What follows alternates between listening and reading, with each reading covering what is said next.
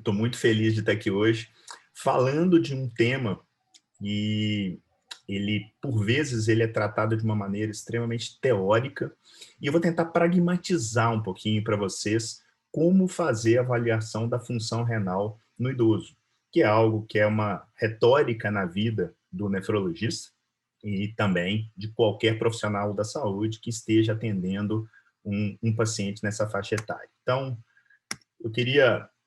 Opa, se eu consigo passar aqui. Opa, aí.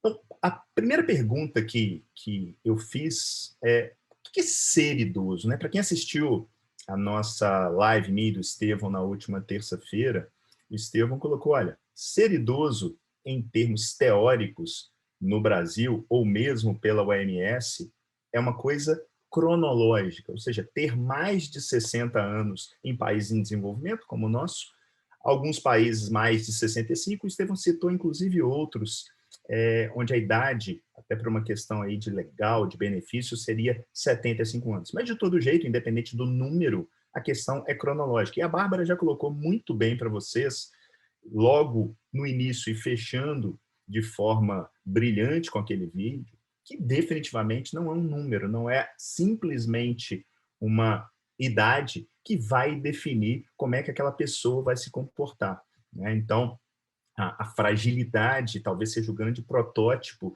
do que diferencia um idoso de outro. E aí eu gosto muito dessa definição do Medavar. Para quem não conhece, eu vou ler a definição. Envelhecimento é definido como a coleção de mudanças que confere ao homem ser progressivamente mais propenso a morrer. Uma definição de 1952. Para quem não conhece o Medavar, ele é um britânico, mas que nasceu em Petrópolis. Então, ele é de nascimento brasileiro, apesar de ter sido registrado britânico. Em 1960, ele ganhou o Prêmio Nobel por estudos na tolerância imunológica, ou seja, o nefrologista que está acostumado com transplante provavelmente já leu alguma coisa que cita o Medavar. E nessa frase dele, é uma frase um pouco abstrata, talvez, não tão fácil de definir o que seria ser idoso, mas eu acho que ele consegue atingir muito mais aquilo que pragmatiza a senescência do ser humano. E aí, assim como a Bárbara, eu vou contar uma história para vocês. Vou contar a história dessa senhora. Essa senhora é a Yoko Ono. Yoko Ono tem 70 anos e tem uma creatinina de 1,25. De modo geral, o que ela tem de comorbidades? Ela é hipertensa, diabética tipo 2, ambos de longa data, e com uma vasculopatia difusa. E ela é casada com o João Lennon. E o João Lennon também tem 70 anos, também tem uma creatina de 1,25, mas em termos de comorbidades, ele tem uma presbiopia e uma hiperplasia prostática benigna. E ele definitivamente está um pouquinho melhor que a Yoko Ono. Ele está num nível diferente. E aí, quando a gente vê esse casal, vem a pergunta com relação especificamente à função renal. Pô, mas tá, ambos têm a mesma idade, têm a mesma creatinina, mas dá para ver de cara que são pessoas completamente diferentes. E aí a pergunta é, o que acontece com os rins devido ao envelhecimento, propriamente à idade? Será que a gente tem literatura para corroborar isso aí? Tem bastante, tanto do ponto de vista microanatômico quanto macro. Do ponto de vista microanatômico, a gente vai falar primeiro desse conceito de nefroesclerose.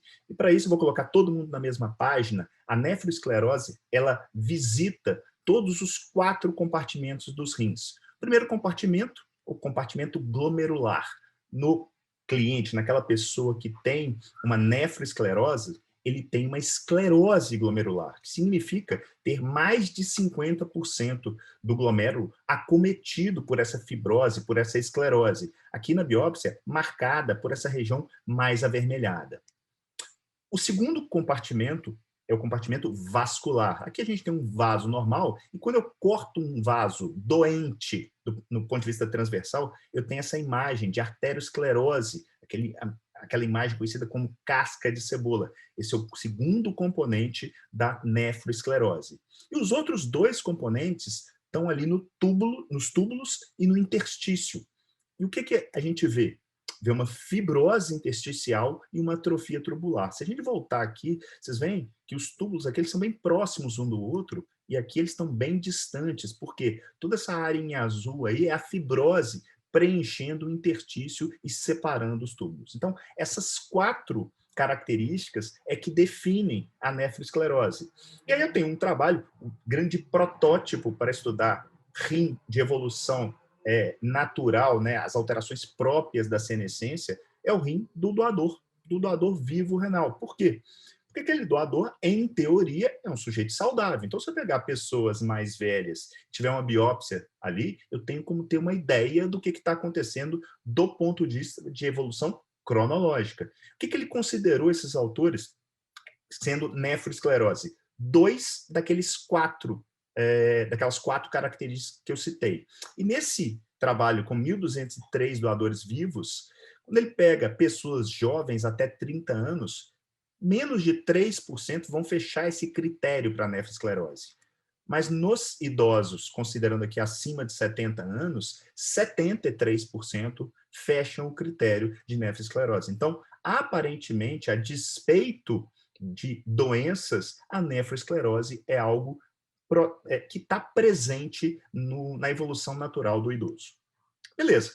Outra coisa que normalmente a gente se pergunta é, toda situação patológica, por exemplo, obesidade, diabetes, que você tem uma sobrecarga em cima do glomérulo, uma hiperfiltração, isso acaba levando a uma hipertrofia glomerular. Então, será que isso existe com o passar do tempo por essa nefroesclerose que vai acometendo os rins? Mesma coisa, trabalho feito com doadores renais, nesse publicado em 2014 no CJASN, ele mostra que em 1395 ele não viu uma hipertrofia nefrônica significativa. Já esse segundo trabalho de 2016, ele viu uma coisa interessante. Ele viu que existe em algumas situações, sim, uma hipertrofia, mas que essa hipertrofia ela não é glomerular, como acontece normalmente em situações patológicas. Ela parece ser uma hipertrofia tubular. E essa hipertrofia tubular explica, por vezes, alguns órgãos que acabam evoluindo mal do ponto de vista funcional, mas que aparentemente não reduzem significativamente de tamanho na hora que você vai fazer, por exemplo, um exame de imagem. Então, essas são as 2 principais características microanatômicas presentes no rim do idoso. Se isso vai ter algum significado patológico, a gente vai ver para frente. E o que a gente tem de forma mais significativa do ponto de vista macro? A primeira coisa é o tamanho renal. Você vê nitidamente nesse gráfico, desse trabalho de 2014, uma queda no volume renal com o passar da idade. E esse trabalho ele aponta 2 fatores independentes correlacionados a essa redução do volume.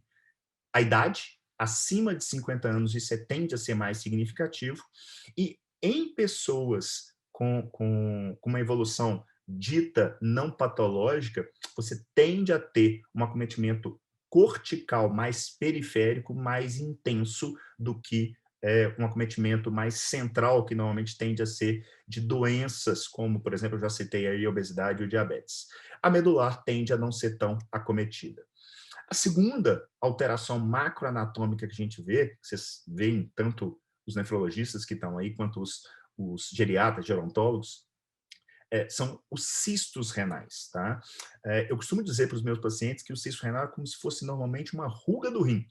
É um sinal de envelhecimento.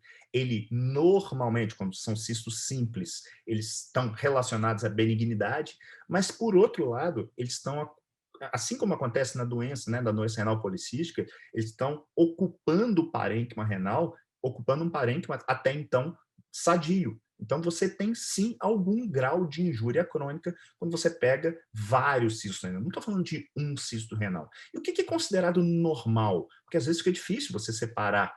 Oh, isso aqui é patológico. Óbvio que vai ter situações que você vai ter a história, né? A família toda tem doença renal policística, mas esse trabalho ele mostra um dado interessante.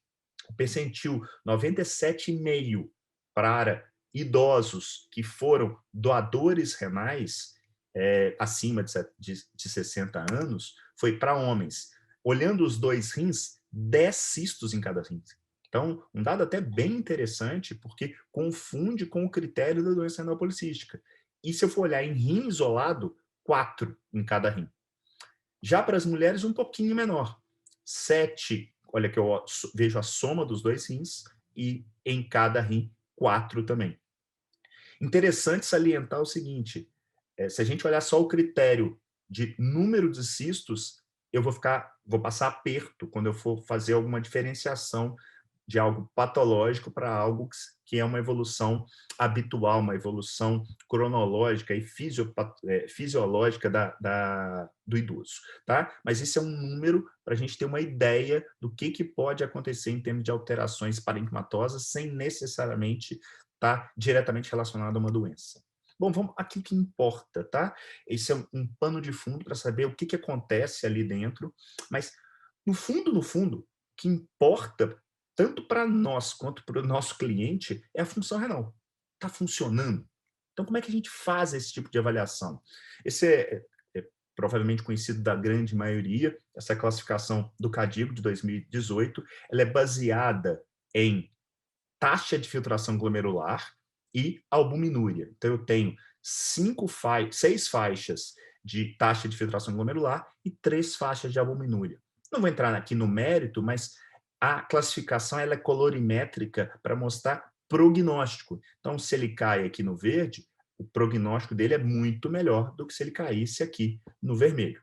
Beleza? Então, essas duas variáveis, a albuminúria e a taxa de filtração glomerular, elas são muito importantes na definição não só do estadio da doença, mas principalmente desse prognóstico de evolução em última análise para a terapia renal substitutiva. Como é que a gente define, de modo geral, a doença renal crônica baseada nesses dois critérios? A taxa de filtração glomerular abaixo de 60 ml por minuto, corrigida para a superfície corpórea, e uma albuminúria, uma relação albumina-creatinina, acima de 30 miligramas por grama de creatinina. Então, esses são os dois critérios de forma estanque para a gente definir doença renal crônica. Aí entra a questão de algo que me incomoda profundamente, que é usar números que são norteadores como cabalísticos. Então quer dizer que 59 tem doença renal crônica e 61 não tem. Não precisa ser nenhum gênio para saber que isso não é uma coisa tão definidora. Isso é muito mais para ser um GPS para nós que estamos tentando ajudar aquelas pessoas do que definitivamente para estereotipá-las. E olha para vocês verem, se a gente usar esse número 60, baseado nesse trabalho de 2017, 50% dos idosos acima de 70 anos têm uma taxa de filtração glomerular abaixo de 60 ml por minuto. Ou seja, de cada 2 clientes que o pessoal da Mais 60 olha, um deles teria doença renal crônica. Será que é isso mesmo? Bom, será que isso aí, no fundo, será que isso é importante? E aí eu coloquei aqui, eu gosto de ser muito pragmático, que de modo geral, eu costumo fazer dentro do meu consultório com aquele meu cliente. Então eu vou tentar ancorar informações para ele ter capacidade cognitiva, quando for o caso, né, ou para a família, para entender em que pé que ele está, onde que ele está. Então, o que eu falo? Primeiro, olha, se a gente esperar uma evolução a ponto de você ter sintomas de doença renal crônica, você vai ter problemas. Porque 90% da função renal pode ser perdida sem qualquer sintoma. Pode aparecer antes? Pode, mas normalmente não é a regra, é a exceção. Então, eu deixo ele ciente de que sintomas não é o definidor nesse caso, nesse tipo de patologia. A segunda coisa, eu coloco da evolução que é fisiológica. A partir dos 40 anos, a taxa de filtração glomerular ela cai na casa de 0,75 a 1 ml por minuto por ano. Isso é natural. E muitos autores começaram a achar que isso tinha a ver, por exemplo, com hábitos de vida da sociedade ocidental e tal, e fizeram um trabalho super bacana com os índios panamenhos, e eles viram que isso também aconteceu. O número para esses indivíduos panamenhos numa evolução beirou esse 1 ml por minuto, e eles tendo uma vida longe desse padrão ocidental de alimentar-se mal, de completo sedentarismo e por aí vai. Então, segunda coisa que eu deixo claro para os meus clientes e para suas famílias, há uma queda natural da função renal. E a terceira coisa, apesar de haver uma queda natural, há condições que aceleram essas perdas. Aqui eu coloquei as 3 principais, que são a hipertensão arterial sistêmica, o diabetes mellitus, independente se tipo 1 ou tipo 2. Normalmente no idoso a gente vai ver mais o tipo 2, por questões óbvias, e doenças familiares. Eu coloquei aqui o protótipo da glomerulonefrite crônica, que aí remete a várias glomerulopatias, mas isso é para se ter uma ideia que, além da idade, que é algo que não tem como eu parar, eu tenho outras condições que podem acelerar essa perda, ok? Então tá. Sabendo disso, como que a gente mede a função renal? Quando que eu vou saber, né? Porque o cliente ele quer saber o seguinte: qual que está o funcionamento do meu rins? Então, o que, que eu mostro para eles? Olha, a gente tem duas maneiras. A gente pode medir ou pode estimar a sua função renal. Qual que é o problema da medição e qual que é a vantagem? Ela é bem mais acurada. Eu vou conseguir acertar mais próximo do quanto de taxa de filtração glomerular que eu tenho. O problema é que eu tenho uma dificuldade logística para usar ou inulina, ou ioxol, ou iotolamato. O que a gente tem mais no nosso dia a dia acaba sendo a cintilografia com DTPA, que é bem mais acurada, mas a gente, de modo geral, não tende a utilizar isso, a não ser em situações específicas, que eu vou citar mais para frente, quando eu estou avaliando a função renal. Qualquer outra medida muito prática, barata, simples de se fazer que eu posso medir? Clearance da creatinina, na urina de 24 horas. Barato, prático, problema. A acurácia é complicada. Por quê? Porque tem vários fatores intervenientes, desde coisas que estão na coleta, dentro do laboratório, ou na própria interpretação do exame. Então, por exemplo, eu coloquei aqui, ó, esse é o cálculo, para quem não conhece, mas eu tenho a creatinina urinária e o volume urinário. Então, se o sujeito coleta a urina incompleta, eu vou ter uma redução do V. Então, naturalmente, meu clítoris vai cair. E quando eu coleto a urina incompleta, eu caio também a minha creatinina urinária. Então, eu tendo a ter um clearance mais baixo. Do mesmo modo, se eu coleto direitinho e a pessoa já tem uma doença renal crônica mais avançada, eu posso ter uma secreção tubular da creatinina urinária. Então, eu posso ter uma supervalorização do clearance. Então, estou dando aqui 2 exemplos e definitivamente, eu cada vez tenho feito menos o clearance em urina de 24 horas. E aí eu substituo pelo quê? Eu substituo por estimativas. E quais são essas estimativas? Basicamente, fórmulas que foram validadas ao longo desses últimos 40 anos. A primeira delas, em 76, a Cockcroft Go, que praticamente não se usa mais, pelo menos não se deveria. Ela foi bastante útil. Qual que é a questão? Ela usa na sua derivação a creatinina de uma maneira diferente do que ela é feita hoje, né? O método laboratorial é diferente de hoje em relação à década de 70. Aí, no fim do século passado, em 99, aparece a fórmula MDRD, que é bem melhor do que a Croft Go, foi usada durante algum tempo por nós, nefrologistas, principalmente, e que tem um grande problema. O problema não está no paciente com doença renal crônica, está naquele com função renal normal. Nessa, ela tende a não ser tão acurada. E agora, em 2009, surge a CKD-EPI, que acaba sendo hoje a nossa fórmula de escolha, normalmente, é aquela que a gente usa lá na Nefroclínicas. E por que que ela está sendo a fórmula de escolha e também é uma fórmula de escolha na população geriátrica? Primeiro, por predição. A gente já tem literatura mostrando que eu consigo, através do cálculo pelo CKD-EPI, ter uma ideia mais precisa de quem que vai evoluir mal.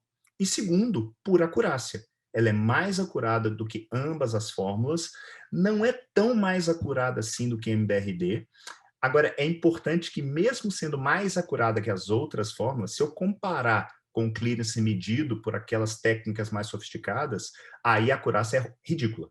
Eu tenho, para vocês terem ideia, uma diferença em relação àqueles métodos considerados padrão ouro, de até 16 ml por minuto em mais de 50% das pessoas.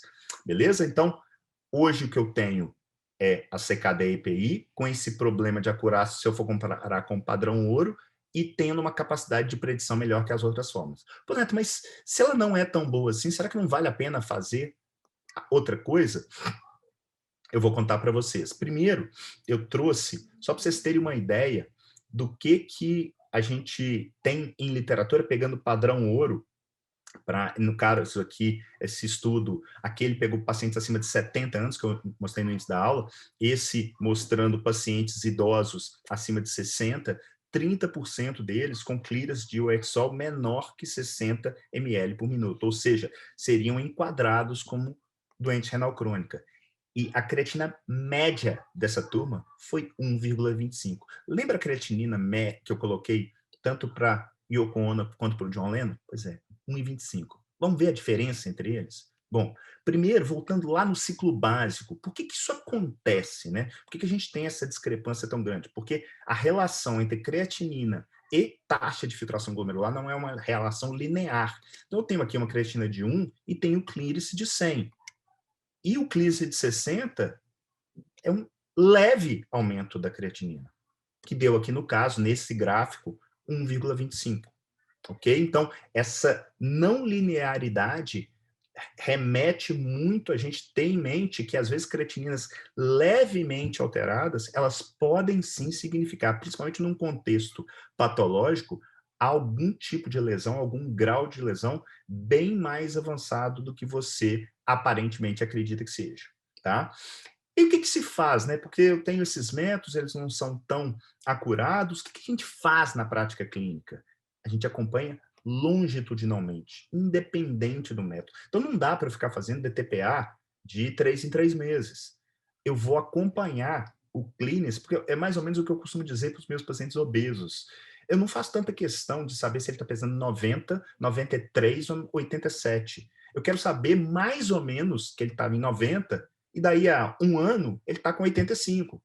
Eu quero muito mais a tendência, muito mais do que um número que seja definitório em termos de taxa de filtração glomerular. Faço a mesma coisa no caso aqui do clearance. Então, eu vou vendo evolutivamente, vou mostrando para os meus clientes e para as famílias o que está acontecendo. Inclusive, isso acaba muitas vezes sendo um tipo de estímulo para ela falar assim, opa, vou melhorar, por exemplo, minha alimentação, vou fazer atividade física, vou ser mais aderente ao tratamento medicamentoso, o que quer que seja. E tem alguma coisa que pode melhorar a acurácia? Vamos, por exemplo, uma situação onde eu tenho que definir o uso de uma medicação que tem um nível terapêutico muito estreito, e de modo que se eu errar esse nível, ele vai ficar ou subterapêutico ou tóxico. Eu tenho duas possibilidades. Aí eu uso medidas mais acuradas ou o CKD-EPI derivado com cistatina C. Não é cistatina C sozinha. É a fórmula que consegue ser mais acurada. E por que eu não faço isso para todo mundo? Porque não tem necessidade. Eu vou encarecer o sistema sem uma necessidade, simplesmente para falar, não é 65 seu clearance, não, é 58. Sabe o que isso vai me dar? Absolutamente nada. Então tá, na prática, tem um monte de sites, aplicativos que fazem esse tipo de cálculo, mas, de modo geral, eu trouxe aqui o kidney.org, eu coloquei os dados aqui da Yoko Ono, e a gente tem, no final das contas, um clearance pelo CKD-EPI de 44. Voltando aqui, ó, se eu tivesse colocado a cistatina C, eu teria o clearance dela com a cistatina C, tá? E do John Lennon, mesma idade, mesma creatina, só o sexo diferente. Eu já tenho um clearance de 58. Mas no fundo, mesmo sendo números que teoricamente se enquadram com doença renal crônica, a pergunta que não se cala é essa: qual que é a causa, qual que é a raiz dessa perda funcional? Nesse caso da Yoko Ono é o diabetes, a hipertensão, a vasculopatia, não tem dúvida. Enquanto que aqui é a idade.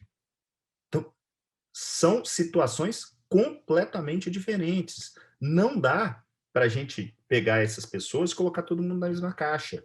Pô, mas aí, o que você faz? Primeira coisa é não rotular. Rótulo foi feito para produto, não para pessoas. Aquele número ali, ele te norteia. Você tem que pegar aquele número, assim como a Bárbara citou, dos scores, eles vêm para ajudar e não para complicar a sua vida, aqui é a mesma coisa. Não complique sua vida e mais, não complique a vida do cliente. Tá? Então, nessa situação, um tem um envelhecimento normal, que ele continue dançando dentro da lavanderia. E a outra tem uma doença renal crônica que merece ser cuidada, tentando evitar a progressão de doença. E olha que dado interessante, olha que a gente pega em termos de mortalidade, um dado observacional, para pessoas jovens. Aqui, ó, um clínico abaixo de 60 já dá uma mortalidade bem significativa nessa faixa etária.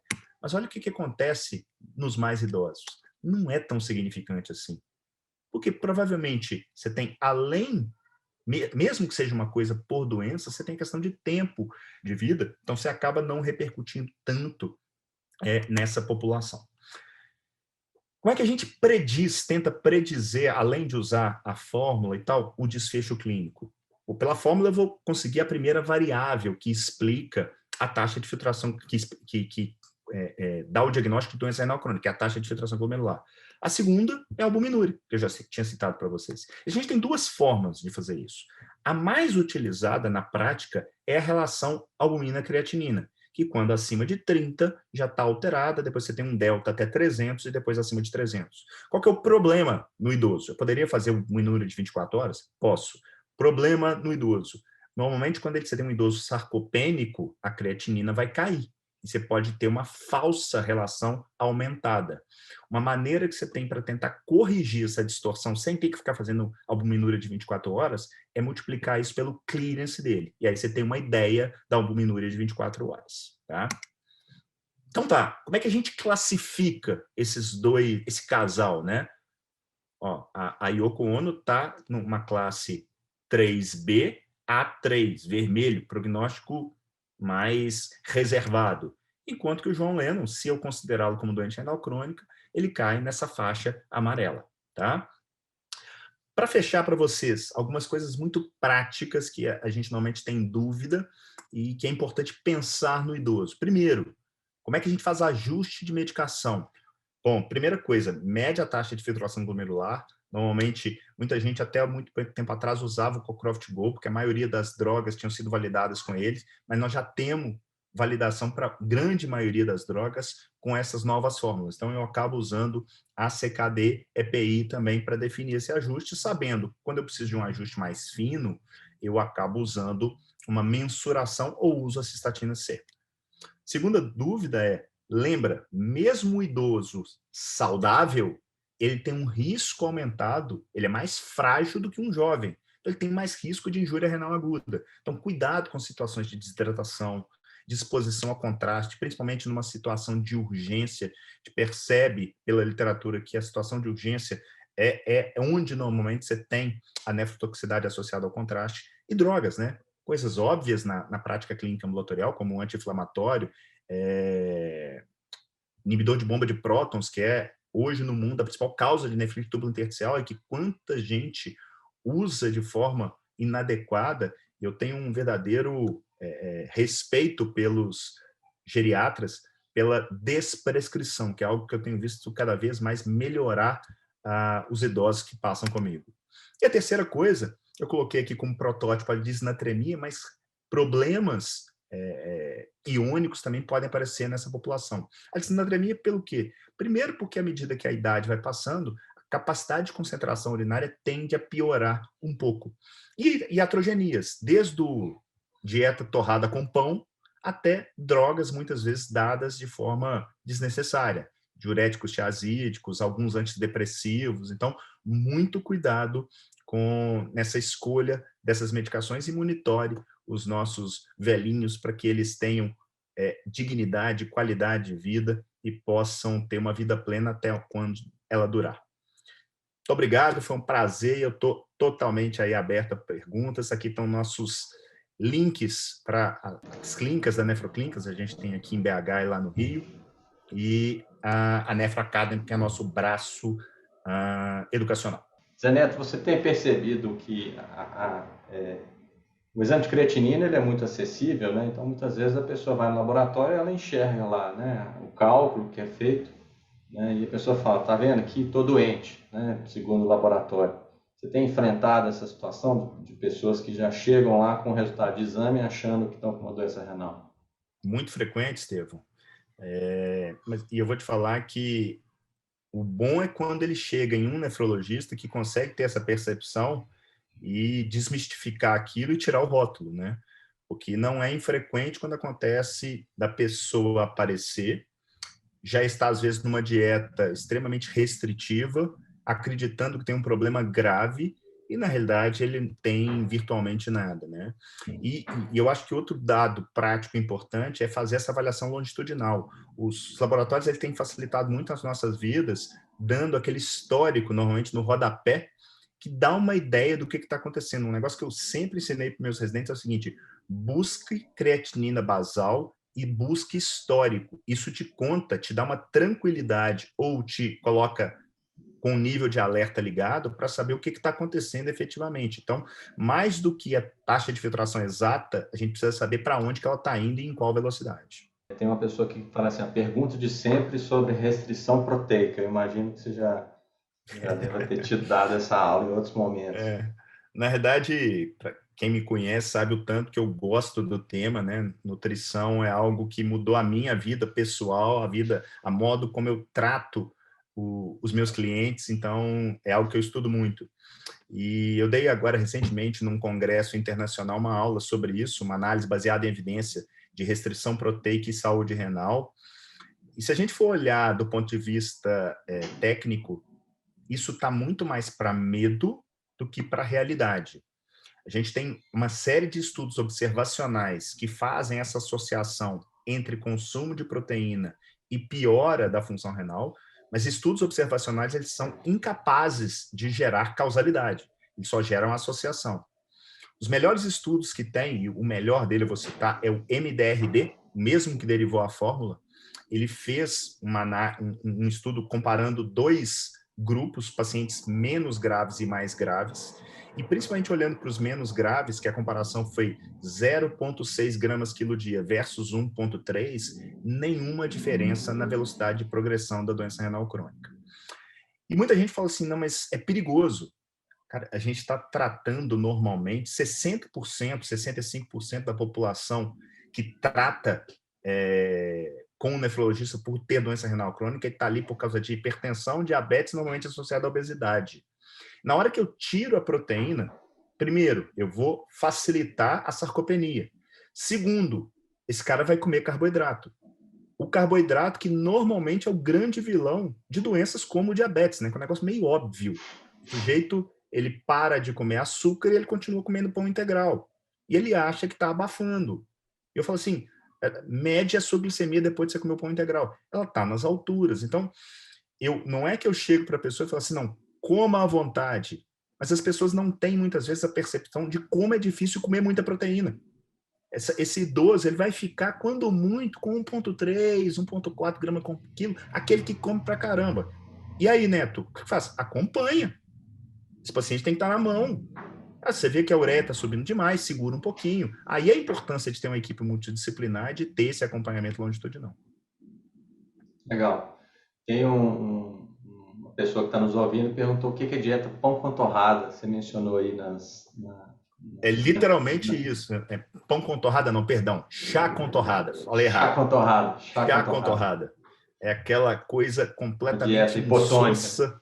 Hipotônica, exatamente. Uma outra coisa que eu não citei na aula, muito frequente no ambiente hospitalar, é o tal do soro, né? O sorinho de esquema, aí mete um soro glicosado, porque ele está em jejum, e aquilo ali faz um estrago. As pessoas esquecem que a gente tem uma coisa mágica chamada gliconeogênese.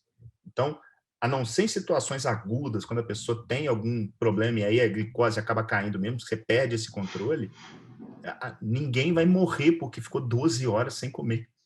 A gente precisa colocar isso na nossa cabeça, senão nós não estaríamos aqui fazendo esse simpósio.